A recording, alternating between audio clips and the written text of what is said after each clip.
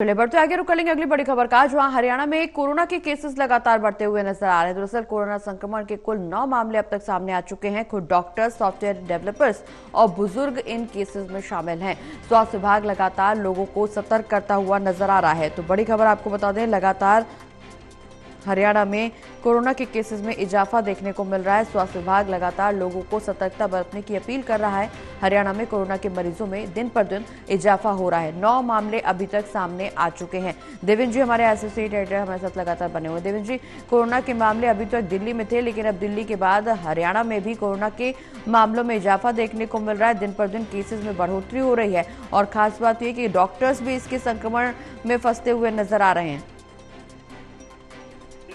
प्रगति, दिल्ली दरअसल international city है। दिल्ली में सब राज्यों से लोग, विदेश से भी लोग आते हैं, तो वहाँ ज्यादा संभावना रहती है। पिछली बार भी दिल्ली में शुरुआत हुई थी कोरोना के केसेस की, क्योंकि दिल्ली से सटा हुआ गुरुग्राम है, हरियाणा का चमकदार शहर है आज।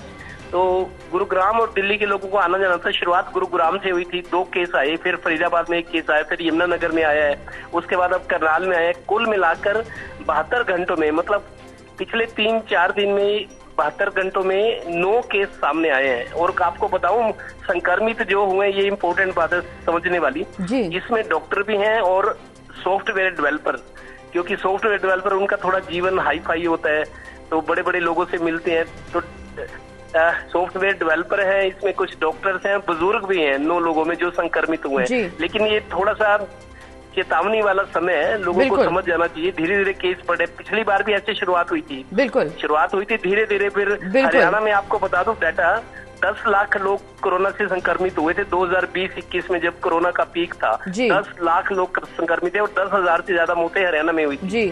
तो शुरुआत ऐसे धीरे धीरे हुई थी। अब इसे समझ जाना होगा सभी को।